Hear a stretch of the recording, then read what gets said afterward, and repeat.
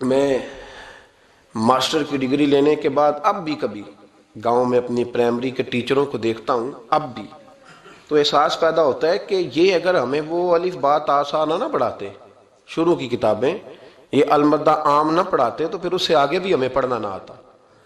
اور اگر آپ کو اللہ تعالیٰ سمجھ دے نا، توفیق دے، تو یہ سمجھیں کہ جو چھوٹا استاد ہوتا ہے اس کی محنت زیادہ ہوتی ہے۔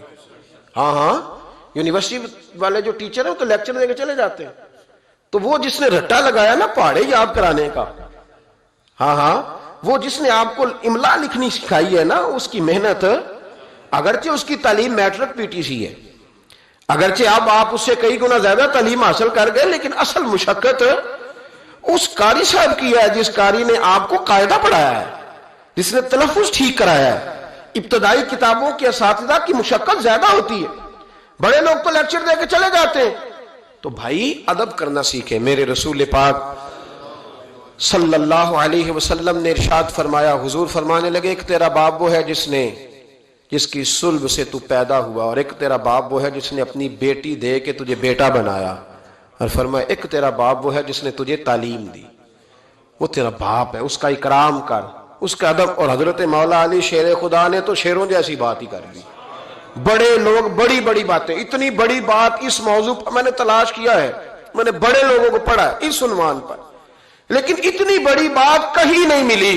حضرت علی المرتضیٰ رضی اللہ تعالیٰ عنہ فرمانے لگے، جس نے مجھے ایک حرف سکھایا ہے وہ میرا استاد ہے، اگر وہ چاہے تو مدینے کے چوک میں کھڑا کر کے مجھے بیچ دے، میں اس کے ہاتھوں بکنے کو بھی تیار ہوں۔ وہ جس نے مجھے ایک حرف، اساتذہ کا احترام نہیں، اساتذہ پریشان، استاد تو بیچارہ روز کٹہرے میں کھڑا ہے، روز کٹہرے میں، روز لوگ اس کو کہتے ہیں کہ جناب آپ نے یہ بات کیسے کر دی، آپ کی جرت کیسے ہوئی۔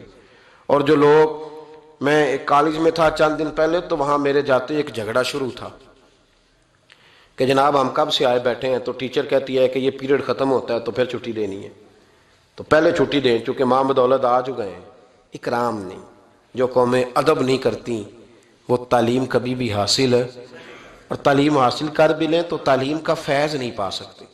فیض ادب سے ملتا ہے۔ امام اعظم ابو حنیفہ، امام ابو یوسف سے کسی نے کہا کہ یہ امام اعظم کیوں ہیں؟ فرمانے لگے یہ بڑے امام اس لیے ہیں کہ بڑا ادب کرتے تھے، بڑے اس لیے ہیں کہ بڑا ادب۔ امام صاحب کے ساتھ 4-5 شاگرد بیٹھے تھے، ایک باغ میں آپ تشریف فرما تھے۔ تو اب تو ہمارے ہاں بڑی آسانی ہے، کتابوں کو آپ کمپیوٹر سے سرچ کر سکتے ہیں، حوالے بڑی آسانی سے مل جاتے ہیں۔ اب بھی بڑا مشکل ہوتا ہے، کتاب سے ڈھونڈنا بڑا مشکل ہے۔ ہم اپنے طالب علموں کو کبھی کہتے ہیں نا صرف کتاب ہی ڈھونڈ کے دے دو، تو وہ کہتے ہیں جی اس کو آپ لگایا ہی حروف تہجی کے حساب سے کریں تاکہ ہمیں یہ مشقت نہ کرنی پڑے۔ آپ اس کو حروف تہجی کے مشورے دیتے ہیں۔ کوئی کہتا ہے جی آپ فن کے لحاظ سے کتاب میں حدیث علیحدہ رکھا کریں، تفسیر علیحدہ رکھا کریں تاکہ ہمیں کوئی حرکت نہ کرنی پڑے۔ مشورے دیتے ہیں، چلو اچھے بچے بھی ہوتے ہیں، سارا کچھ ساتھ ساتھ ہی ہے۔ تخریج کا کام کرنا بڑا مشکل ہے آج بھی۔ جب آپ نے صحیح مطالعہ کرنا ہو تو پھر موبائل شبائل بند کر کے ہی ہوتا ہے۔ جب آپ نے کسی چیز پہ ریسرچ کرنی ہے، اس کو ہر لحاظ سے اور ہر زاویے سے آپ پڑھنا چاہتے ہیں، پھر یہ مشقت والا کام ہے۔ اس زمانے میں زیادہ مشقت ہوتی تھی، گرمی بڑی سخت تھی، تو امام اعظم رحمۃ اللہ علیہ نے 2-3 شاگرد منگا لیے۔ اب بڑی ساری سہولیات ہیں، جب ہم کوئی صفحہ 2-3 صفحے محفوظ کرنا چاہتے ہیں تو اس کا طریقہ ہم یہ رکھتے ہیں کہ ہمارے پاس پنیں ہوتی ہیں، پن لگا لی، اتنے صفحے سائڈ پہ کر لیے، پھر بہت ساری آسانیاں ہیں۔ اس زمانے کے اندر بڑا مشکل ہوتا تھا، کچھ کاغذ بھی بڑا مہنگا تھا، چیزوں کو سمیٹنا، اور اگر کوئی چیز بکھر جاتی تھی دوبارہ حاصل کرنا ایک مشقت والا کام۔ تو امام صاحب رحمۃ اللہ علیہ باغ میں بیٹھے تھے، کچھ حدیثوں پر کام ہو رہا تھا، ان کی جو روایات تھیں اس کے راوی جو تھے وہ مرتب کیے جا رہے تھے، چیزوں پر فقہ کے اصول بنائے جا رہے تھے۔ شاید 2-4-5 شاگرد بھی بیٹھے تھے، باغ کے ساتھ کچھ بچے کھیل رہے تھے، تو گیند گری ایک بچے کی۔ تو آپ کو پتہ ہے کہ ایک بچے کی ویسے ڈیوٹی لگائی جاتی ہے گیند ہی پکڑنے کی، کھڑا کرتے ہیں نا جی پیچھے اس کو کہ تو نے صرف گیند ہی پکڑنی ہے۔ مجھے چونکہ دلچسپی نہیں میچ سے، لہذا مجھے زیادہ نام وام نہیں آتے کہ اس کو کیا کہتے ہیں، تو اس کو کھڑا کیا تھا انہوں نے پیچھے۔ وہ گیند اچانک آ گئی نا جب باغ میں، تو بچہ دوڑا آیا، 12-14 سال کا بچہ جب وہ آیا نا باغ میں، تو امام صاحب نے آؤ دیکھا نہ تاؤ دیکھا، امام صاحب جھٹ سے اٹھ کے کھڑے ہو گئے، اور جب کھڑے ہوئے تو وہ کاغذ جو تھے وہ سارے بکھر گئے۔ اب امام صاحب کھڑے ہوئے تو شاگردوں کو بھی کھڑا ہونا تھا، وہ بھی سارے کھڑے ہو گئے، ان کا بھی سارا سامان بکھر گیا، ٹوٹ گیا، دائیں بائیں چیزیں ہو گئیں۔ بچہ چلا گیا، امام صاحب بیٹھ گئے، شاگرد بڑے ادب والے تھے، انہوں نے پوچھا بھی نہیں کیا معاملہ ہے۔ اب نئے سرے سے ساری ترتیب دوبارہ سے لگائی گئی۔ تھوڑی دیر گزری تو بچہ پھر باغ میں آ گیا، امام صاحب پھر اٹھ کے کھڑے ہو گئے، پھر ساری چیزیں بکھر گئی۔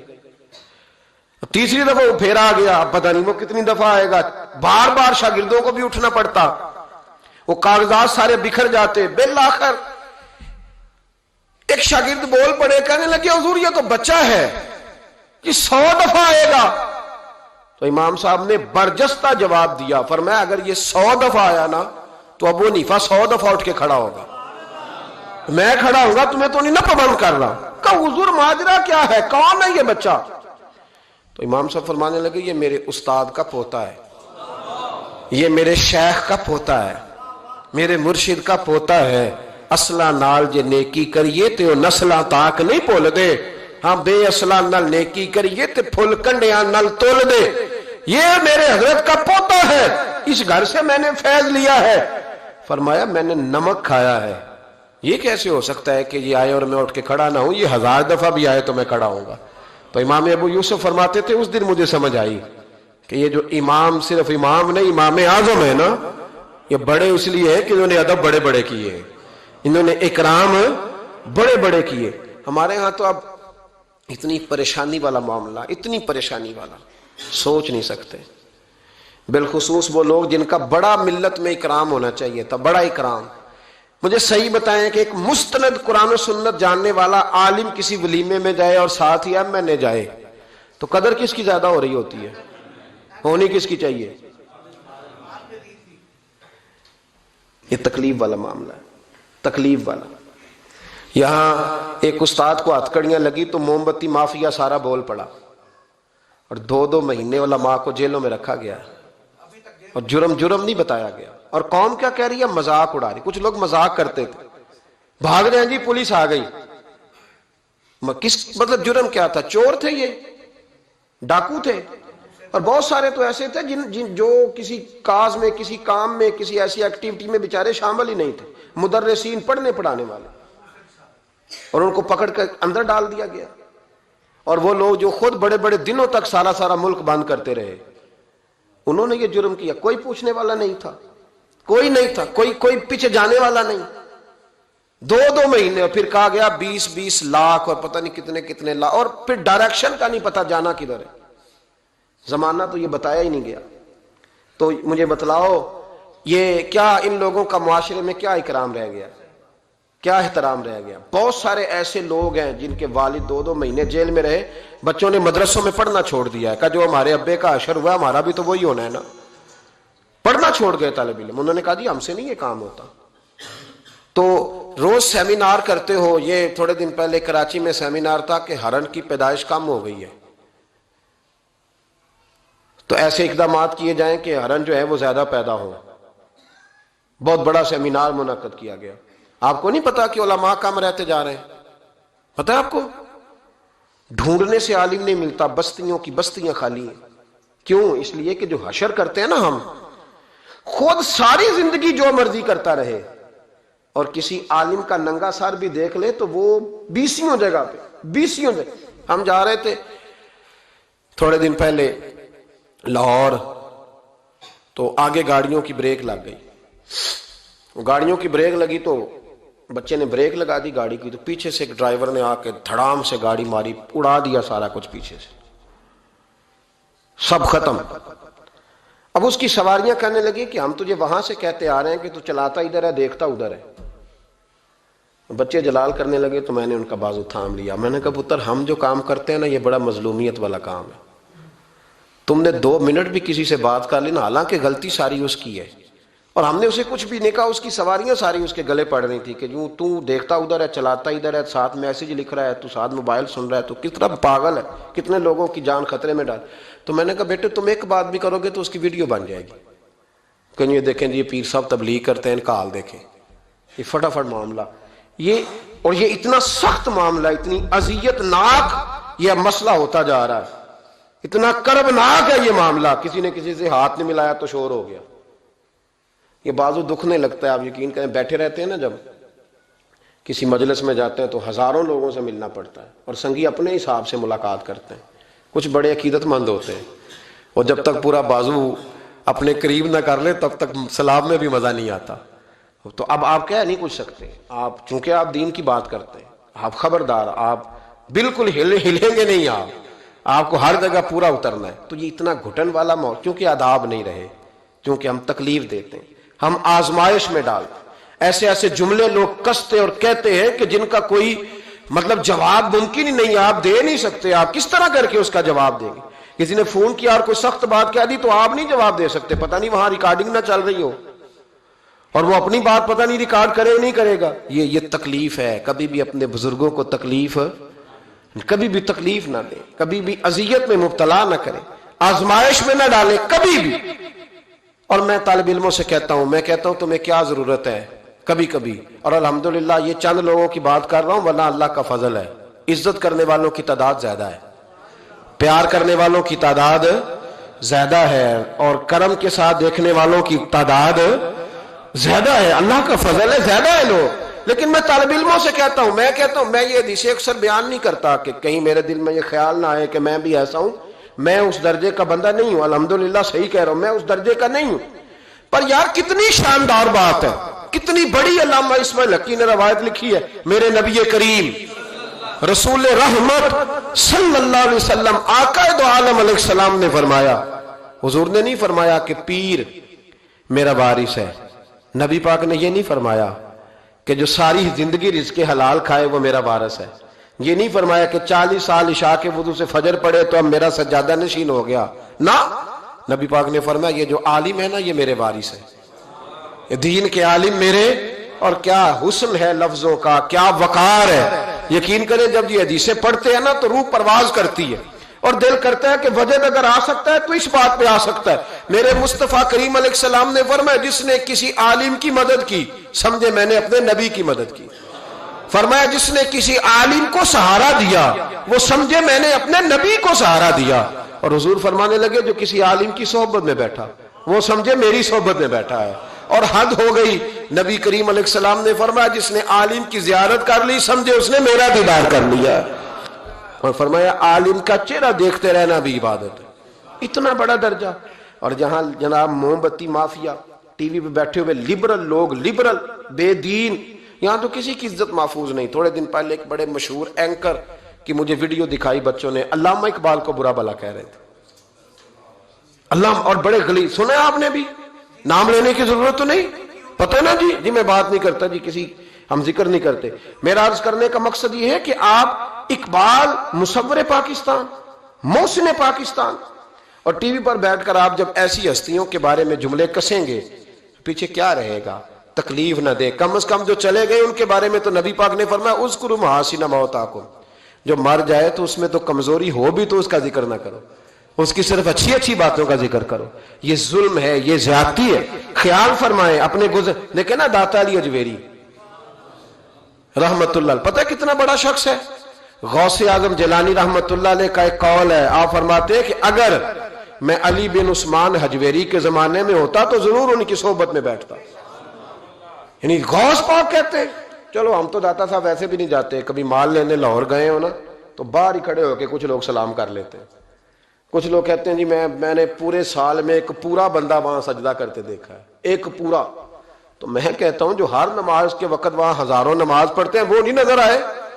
جو ہزاروں لوگ وہاں جمعہ پڑھتے ہیں وہ نہیں دکھے تمہیں؟ جو سارا دن قرآن پاک کی تلاوت ہوتی ہے وہ نہیں نظر آئی؟ عجیب معاملہ. ایک صاحب مجھ سے کہنے لگے کہ داتا تو اللہ ہے. میں نے کہا اللہ کے 99 ناموں میں داتا نکال کے دکھاؤ, ہے کہیں؟ بولے لفظ ہی فارسی کا ہے.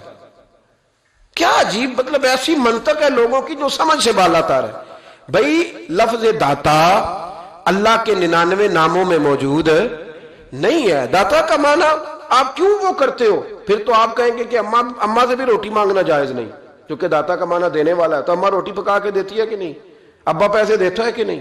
عجیب فلسفہ ہے لوگوں کا, ہر بات کا الٹ مطلب. بزرگوں تک کو لوگ تکلیف دیتے ہیں, اذیت دیتے ہیں, آزمائش میں مبتلا کرتے ہیں.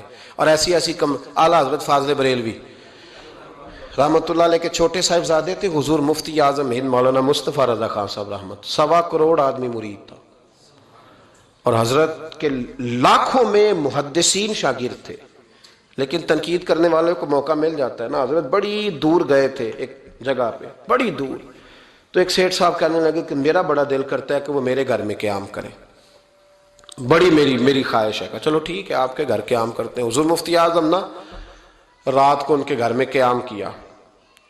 اب مسافر کے لیے تو اللہ تعالیٰ نے نماز عادی کر دی ہے، 4 فرضوں والی نماز ہے تو رب کریم نے 2 فرض کر دیے، سنتوں اور نفلوں میں اجازت دے دی، پڑھے کوئی تب بھی ٹھیک ہے، نہ پڑھے تب بھی ٹھیک ہے۔ تو اب فرض جہاں کم کر دیے گئے تو حضور مفتی اعظم اس گھر میں مہمان تھے، سارا دن کی تھکاوٹ تھی، تو جہاں اللہ تعالیٰ نے فرض کم کر دیے وہاں آپ کسی پہ پابندی لگائیں کہ اٹھ کے تہجد بھی پڑھے۔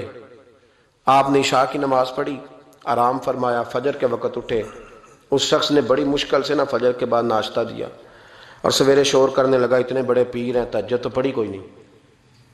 لوگوں نے اس کو کہا یار تو اس بات کی پابندی لگا رہا ہے جس کی اللہ رسول نہیں لگاتے۔ تو سفر کے اندر تو فرض نماز کو اللہ تعالیٰ نے اجازت دے دی ہے، تو نفلوں کی کہنے لگا جی نہیں مجھے نہیں سمجھ آئی بات کی۔ انہوں نے کہا کہ تمہیں پتہ ہے حدیث کیا ہے کہ جس نے، اللہ فرماتا ہے جس نے میرے ولی سے دشمنی کی میرا اس کے خلاف اعلان جنگ ہے۔ یہ بخاری مسلم کی مستند ترین حدیث ہے۔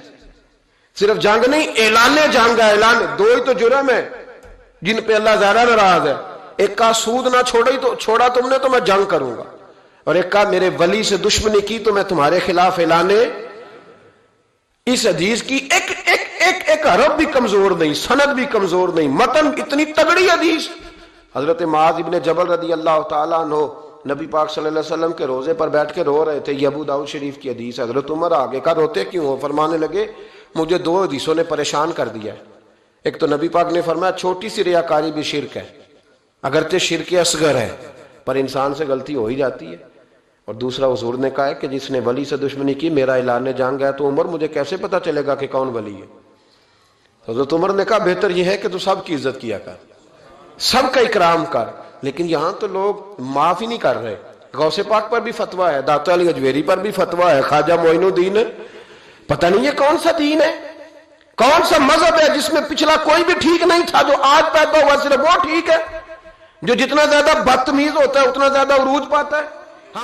تو میں کہتا ہوں امام بخاری کو بھی نہیں مانتا۔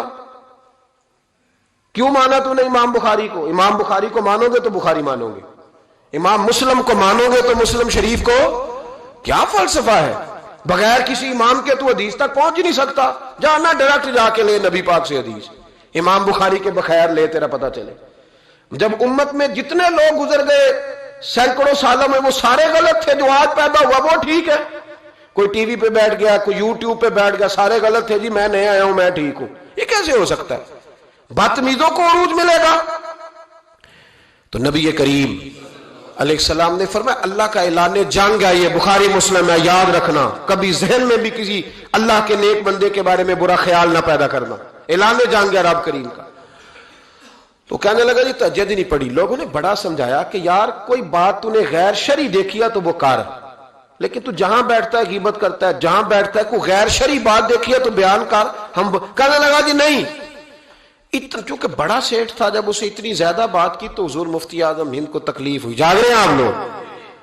آپ رو پڑے، فرمانے لگے اسے ایسا نہیں کرنا چاہیے تھا، میری کوئی غلط بات دیکھتا تو تبصرہ کرتا، آپ کی آنکھوں میں آنسو کیا آئے، اس کے گھر میں تو آگ لگ گئی، کہتا ہے صرف وجود کے کپڑے بچے، باقی ہر شے جل گئی، اور پھر میں 2 سال محنت کرتا رہا کہ دوبارہ میرا گھر میرا کاروبار مضبوط ہو جائے، نہ ہو سکا۔ پھر ایک دن تڑپا تو کسی نے کہا وہاں چلا جا معافی لے لے، تجھے پتہ ہے جب کوئی ولی کا بے ادب ہوتا ہے تو پھر رب اس کا کیا حال کرتا ہے، وہاں چلا جا بچ جائے گا۔ آیا حضور مفتی اعظم کی خدمت میں، دروازے پہ داخل ہوا تو آپ فرمانے لگے تو نے اچھا کیا تو آ گیا، اور اب تجھے معافی مانگنے کی ضرورت نہیں، جا میں بغیر معافی مانگے ہی تجھے معاف کرتا ہوں۔ وہ کہتا ہے اگلے دن سے ہی میں نے اپنا رویہ، حضرت جنید بغدادی، یہ داتا صاحب نے لکھا ہے، حضرت جنید بغدادی نے نا ایک نوجوان کی تربیت کی، اسے پڑھ، ادھر دیکھیں میری طرف، जुनैद बगदादी ने उसे तालीम दी, वो अक्सर आता, आप पढ़ाते, प्यार करते, मोहब्बत करते। थोड़ी सी ना चंद बातों की उसे खबर हो गई, इल्म हो गया, फिर आहिस्ता आहिस्ता उसे नूरानी ख्वाब भी आने लग गए, फिर आहिस्ता आहिस्ता उसे समझ लगने लग गई कि अब मैं ना कुछ हूं। परवाह को नहीं होती रब करीम के बंदे को, मौज करे कोई। एक चाहत करने वाला जाता है तो कई दर्जन अल्लाह अता करता है, लेकिन ना सिर्फ इतनी तकलीफ होती है कि मेरी हाथों के तराशे हुए मट्टी के सनम आज बुत खाने में भगवान बने बैठे हैं। ये जरा तकलीफ होती है कि उसको वो पत्थर जिनको सिखाई थी कुव्वते गोयाई हमने, वो जब बोलने लगे तो हम पर ही बरस पड़े।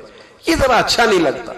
ये तकलीफ होती है कि ये क्या अंदाज हुआ, हम ही से खा के हमारी बिल्ली हमें में हूं। ये जरा बात थोड़ी सी बाती, ये जरा अच्छा नहीं लगता। यानी मेरे हाथों के तराशे हुए मट्टी के सनम देखो आज बुत खाने में भगवान बने बैठे। तो वो कहने लगा कि मैं तो अब ऊपर चला गया हूं हजरत जुनैद बगदादी से। कभी किसी को कोई बात सुनाता, कभी कोई सुनाता, कहता वो तो अभी वही हैं, तबलीग कर रहे हैं, ये कर रहे हैं, तो मैं तो रात ख्वाब में फलानी जगह भी हुआ हूं, तो बहुत ऊंचा दर्जा है मेरा। वो आहिस्ता आहिस्ता जब पर थोड़े निकले ना, उन्होंने कहा तो हजरत हंस देते, मुस्कुरा देते, कहते चलो मौज करें, लेकिन दिल में तकलीफ जरूर थी। होती है तकलीफ, क्या करें, अल्लाह ने दिल जो बनाया। इसमें बाद लोगों के बाद जुमलों की बड़ी तकलीफ है। कई दफा तकिए पे कुछ आंसू गिर जाते हैं, रजाई पे मुंह दे के ना कई दफा बंदा रोता है कि यार सारे कर लेते, तुझे नहीं करनी चाहिए थी। लेकिन चलो खैर, एक दिन ना वो ज्यादा ही बदतमीज हो गया। उसने कहा मैंने मुर्शद का इम्तिहान लेना है, पता करना है आज कितने पानी में है। और शेख सादी फरमाते हैं जब अल्लाह किसी को रुसवा करना चाहता है ना, तो उसे अपने नेक बंदों की पर्दादारी पे लगा देता है, और जब उनके पर्दे खोलना चाहता है फिर रब उसे रुसवा करता है, फिर चौकों चौराहों में रुसवा होता है। आ गया हजरत जुनैद बगदादी के पास दिल में सवाल लेके, आज मैंने इम्तिहान लेना है। तो कहने लगा हुजूर मैं कुछ पूछने आया हूं। तो आप फरमाने लगे जो तो जलाल आ गया ना, पहले तो दूर दूर बातें करता था, आज उसने सामने कर दी तो काम खराब हो। जलाल आया हजरत को, तू मुझसे बात करेगा, मेरी रोटी खा के, मेरा नमक खा के, मेरे टुकड़ों पे पाल के, मुझसे तरबियत लेके मेरे सामने बात करेगा। फरमाया तू छोड़, तेरे दिल में सवाल क्या, मैं बताऊं तू क्या पूछने आया है? तू फलाना फलाना सवाल लेके आया था। कहने लगा हुजूर हाँ। फरमाया बता, जवाब लफ्जों में लेना है कि मानों में लेना है? क्योंकि हजरत जलाल में थे तो कुछ ना बोल सका। फरमाने लगे चल मैं तुझे दोनों में ही देता हूं, चल मैं तुझे दोनों में देता हूं, लफ्जों में भी देता हूं, मानों में भी देता हूं, मानी भी दोनों में ले तू जवाब। फिर हजरत जुनैद दाता साहब ने लिखा, हजरत जुनैद बगदादी फरमाने लगे लफ्जों में जवाब यह है कि तुझे शर्म नहीं आई, काश तू मेरा इम्तिहान लेने से पहले अपना इम्तिहान ले लेता, तू देखता कि तेरी 40 साल की जिंदगी कहां गुजरी है, तू देखता कि तू कहां कहां क्या क्या करता रहा। मेरा ये तो जवाब है तेरा लफ्जों में, और मानो में जवाब यह है कि जा मैंने तुझसे तेरी विलायत छीन ली है, जा मैंने तेरा नूर छीन लिया, तू रब के बंदों को सताने आया है, जा अब मैंने तुझसे सारा कुछ वापस ले लिया। ये लफ्ज जब हजरत की जुबान से निकले तो उसका मुंह काला स्याह हो गया, मुंह से पानी की रतूबतें निकलने लगी, वजूद कांपने लगा, पैरों में गिरा। आप फरमाने लगे उठ के चला जा, अब माफी उसी वक्त मिलेगी जब रब तुझे माफ करेगा, तू भाग जा। छोटी बात है अल्लाह के वली के बारे में ही गुफ्तगू करना, और लंबी लंबी जुबान खोल के करना, और सुबह और शामों में करना, इतने इतने सख्त जुमले कह देना। और भाई एमएलए के दोस्त के बारे में तू बात नहीं कर सकता, तू मिनिस्टर के यार के बारे में बात नहीं कर सकता, तेरी जुर्रत नहीं होती। तू आरपीओ और असिस्टेंट कमिश्नर के यार के बारे में बात नहीं कर सकता, तो बता तूने अल्लाह के दोस्त के बारे में बात कैसे कर ली, रब के दोस्त के बारे में। वक्त मेरा खत्म हो गया, पर एक बात सुनानी बड़ी जरूरी है। हजरत मिर्जा मजहर जाने जाना रहमतुल्लाह अलैह फरमाते हैं, दिल्ली में एक दरवेश, ताजी ताजी बारिश हुई थी, तो लकड़ी के जूते पहने खड़ाओं में अल्लाहू अल्लाहू करता गुजर रहा। एक तवाइफ और उसका तमाशबीन यार सीढ़ियों से नीचे उतर के ना, छत से नीचे उतर के सीढ़ियों में बैठे हो, तो बाबा लकड़ी के जूते पहने चीकड़ था, मौज में जा रहा। उस तवाइफ के कपड़ों पे थोड़ा सा कीचड़ पड़ गया, तो उसका यार उठ के आया, उसने एक थप्पड़ मारा बुजुर्ग के मुंह पे, कहने लगा देख के नहीं चला जाता। बाबा जी कहने लगे बेटे अल्लाह तेरा भला करे, واقعی بوڑھا ہو گئے اب صحیح نظر نہیں آتا, غلطی ہو گئی. تھوڑا سا آگے گئے تو ٹھنڈ کا موسم تھا, ایک حلوائی دودھ گرم کر رہا تھا. اس نے بابا جی کو آتے دیکھا تو بھاگ کے گیا, بازو سے پکڑا, پھٹے پہ بٹھایا, گرم گرم دودھ کا پیالہ دیا. بابا جی نے بسم اللہ شریف پڑھ کے دودھ پیا, پورا پیالہ پی کے کہنے لگے یا اللہ تو کتنا بے نیاز ہے, کہیں دودھ پلاتا ہے کہیں تھپڑ مرواتا ہے, نہ میں اسے جانتا ہوں نہ اسے جانتا ہوں, اس نے تھپڑ مار دیا اس نے دودھ پلا دیا. بابا جی وہیں بیٹھے تھے تو پیچھے سے لوگ دوڑے آ گئے, نے آ کے کہا بابا اللہ کے ولی بد دعا تو نہیں دیتے. فرمایا کیا ہوا؟ کہا وہ جس نے آپ کو تھپڑ مارا تھا نا وہ چھت پہ چڑھا ہے, اس کا پیر پھسلا ہے, گردن کے بل گرا, من کا ٹوٹ گیا تو مر گیا ہے. بابا جی کہنے لگے اللہ کی قسم میں نے کوئی بد دعا نہیں دی. کہا نہیں آپ نے دی ہے. فرمایا نہیں دی. اس نے کہا دی ہے. تو بابا جی کہنے لگے پھر اصل بات سنا دو. کہا سناؤ. فرمانے لگے اصل بات یہ ہے کہ میرے پیروں سے مٹی اڑی, اس کے یار کے کپڑوں پہ پڑی, اسے برا لگا تو اس نے مجھے مارا, جب اس نے مجھے مارا تو پھر میرے یار کو برا لگا, پھر میرے یار کو برا لگا, اس نے اسے مار دیا. میں نے تو لفظ بھی ادا نہیں کیے, لیکن کوئی اللہ کے ولیوں کو لاوارث نہ سمجھے, اس لیے کہ جب رب کریم کے ولی کے دل کو تکلیف ہوتی ہے تو پھر عرش کا مالک بدلے لیتا ہے. پھر اللہ کہتا ہے میرا اعلان جنگ ہے, پھر تو تیاری کر, پھر میں تجھے بتاؤں گا, پھر تجھے بتاؤں گا کہ ساری دولتیں سارا کچھ تیرے گھر میں, پر رات کی نیند نہیں تیرے پاس. پھر ہر سہولت ہوگی پر روح کا سکون. تھوڑا سوچ کے بولیں, تھوڑا احتیاط سے بولیں, تھوڑا تول کے بولیں, کہیں ایسا نہ ہو کہ ایک فکرہ کسی اللہ کے بندے کی بے ادبی کا سبب بنے. اللہ سمجھنے کی توفیق عطا فرمائے. آخر دعوانا